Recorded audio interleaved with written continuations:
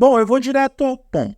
A gente pode afirmar que a gente sabia o tempo todo que a grande protagonista do keynote inaugural da Apple na WWDC 2024 era a inteligência artificial.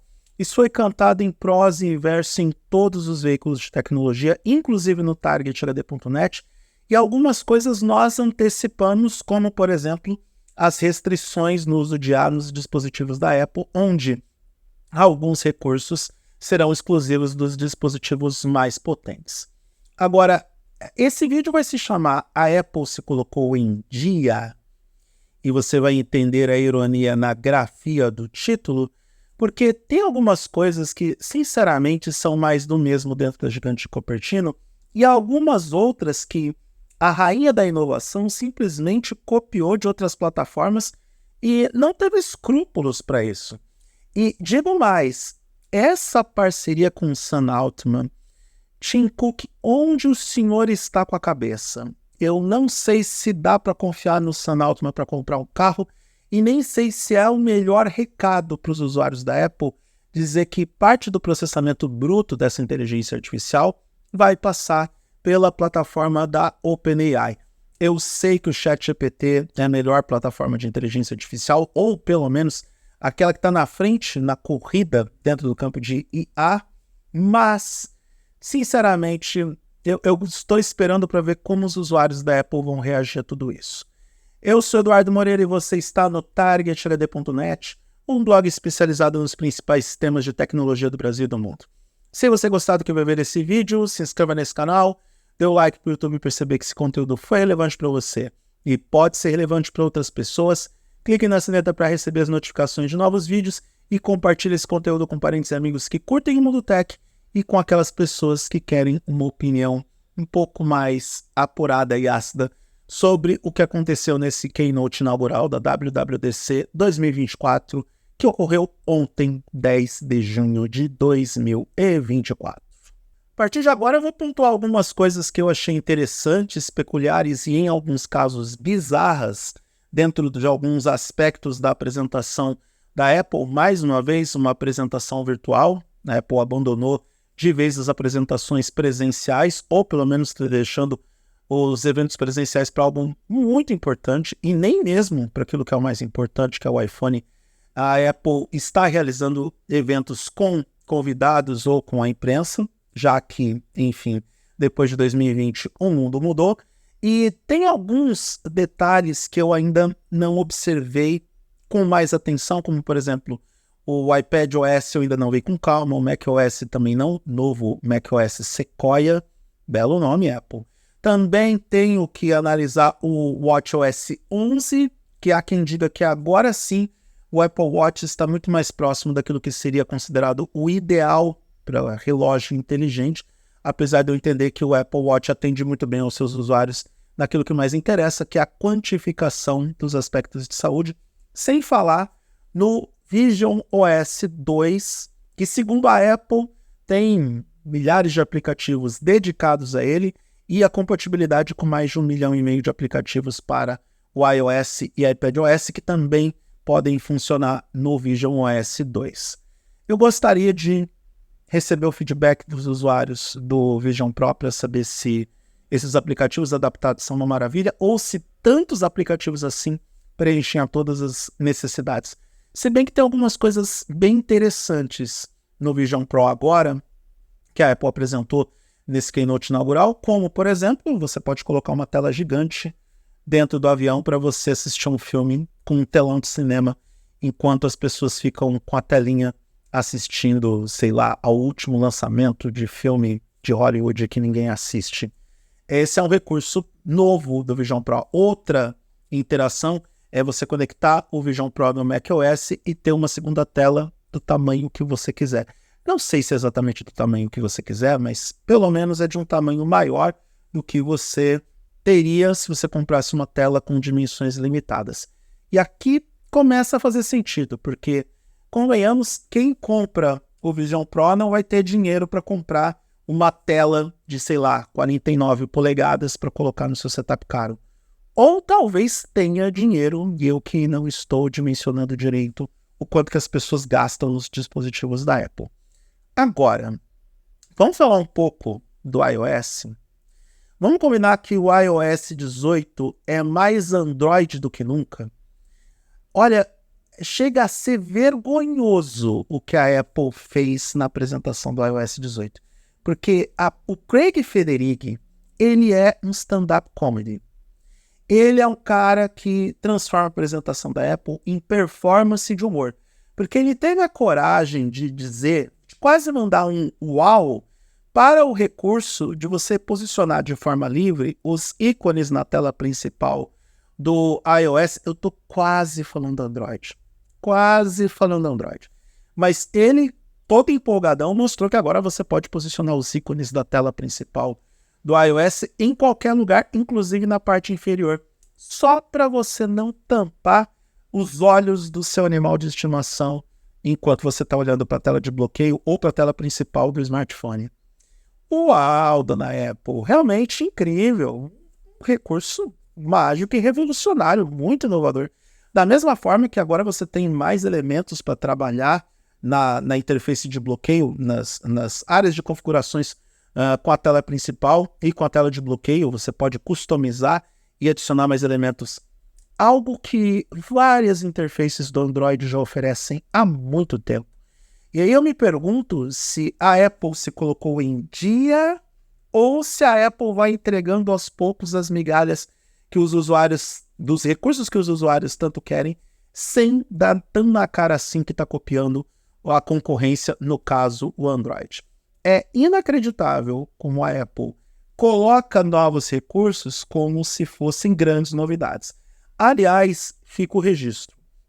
A Apple está copiando descaradamente o Android desde o iOS 16, quando ela decidiu colocar os widgets, depois colocou os widgets na tela de bloqueio, e customizou os recursos como ícones e atalhos, customizou as fontes e as cores da tela de bloqueio, as fontes do relógio foram customizadas, agora você também tem ícones adaptáveis ao modo escuro, enfim, pequenas novidades muito focadas na personalização que a Apple vende como grandes revoluções, quando na verdade não são.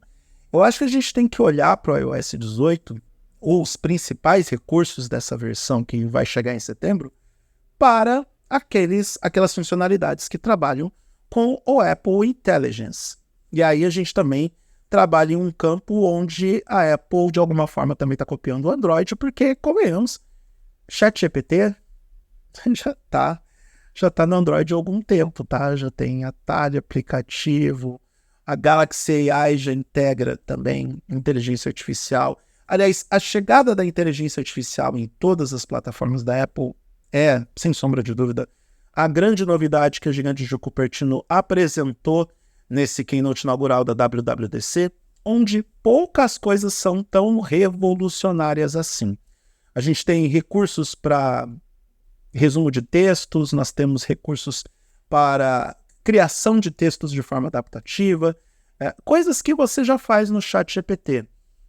Tem alguns recursos legais, como, por exemplo, a transcrição de texto para imagem em forma de emojis, que eles chamam de Gmodis.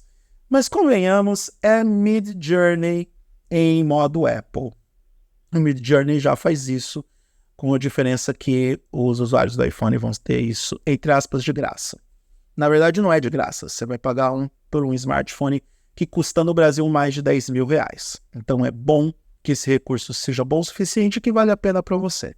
Então, tem coisas interessantes, mas não são assim tão revolucionárias. Eu acho que a tal da revolução da inteligência artificial nos dispositivos da Apple vai se fazer mais presente, tanto no macOS quanto no iPadOS, porque são dispositivos que estão cada vez mais voltados para a produtividade. Se bem que, se é para zoar a Apple dessa vez também, a gente tem que ressaltar que, finalmente, depois de 14 longos anos, a Apple tem um aplicativo de calculadora para o iPad.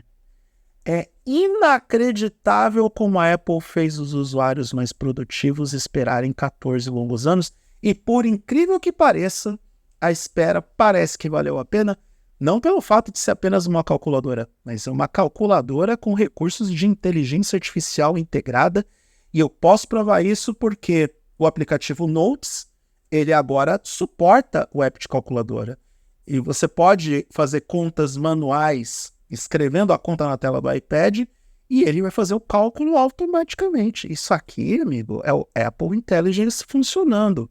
E aí eu tenho que dizer my respect para a Apple, porque é o tipo de interação que as pessoas esperam em uma plataforma de inteligência artificial. Você fazer as coisas da forma mais intuitiva e prática possível e ter a resposta de forma praticamente imediata.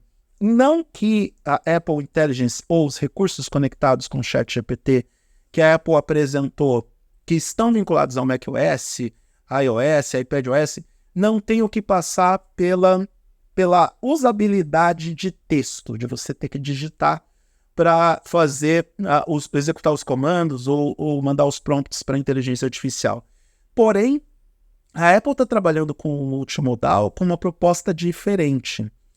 Quer dizer, mais ou menos, porque o Circle to Search do Galaxy AI, que agora está presente na inteligência artificial do Google, também faz isso. Mas escrever à mão, que é algo que também eu me esforço para ajudar a Apple, mas não rola. É algo que também foi apresentado pela OpenAI, pela Gemini. No final das contas, tudo do meu barco, tudo a mesma coisa.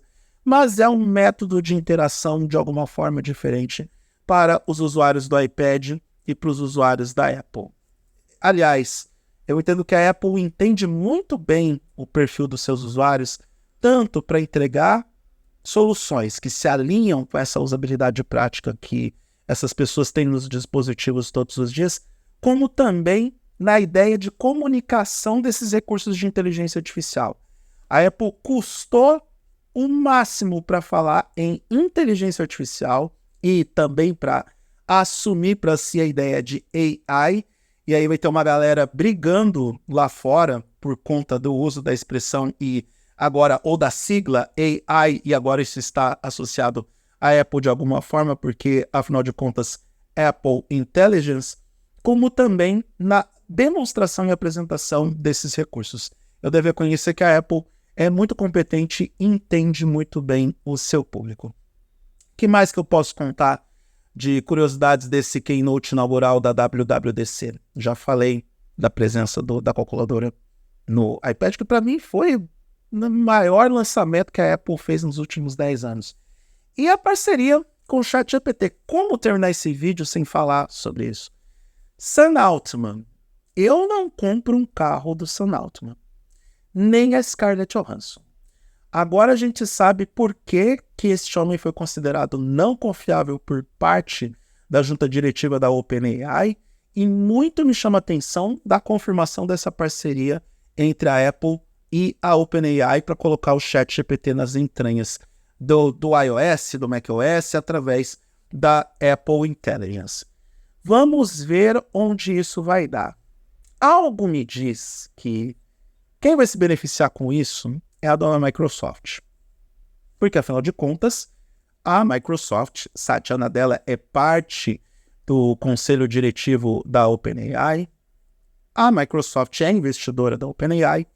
Então, não sei porquê, mas a gigante de Redmond pode ganhar com isso de alguma forma. Então, vamos dar tempo ao tempo para ver onde essa parceria vai dar. Acho ótimo o iOS, o macOS, o iPadOS, todas as plataformas da Apple agora contarem com a inteligência artificial do ChatGPT. Mas, olhando para o aspecto corporativo da coisa, eu não sei se é realmente uma boa ideia essa que o Tim Cook teve. Mas quem sou eu para julgar o Tim Cook? De todas as ideias que ele teve, a maioria funcionou, né? A Apple de serviços, né? A gente teve uma maior valorização do Apple TV Plus por causa do Tim Cook, maior valorização da Apple Music por causa do Tim Cook. Os aplicativos também se valorizaram por causa desse homem, e a Apple é uma das empresas mais lucrativas do mundo. Então, quem sou eu para julgar e questionar? Ao longo da semana eu vou gravar outros vídeos falando mais sobre a WWDC e sobre as novidades da WWDC. Aos poucos, com muita tranquilidade, eu vou falar dos principais anúncios com vídeos dedicados. Não vou entrar nessa pira de ficar produzindo conteúdo à torta direito por conta deste evento, mas eu queria deixar esse primeiro registro com esse resumão do Keynote inaugural, olhando para esta Apple que agora está em dia. E eu sei que essa piada é cretina, mas eu vou sustentá-la até o fim.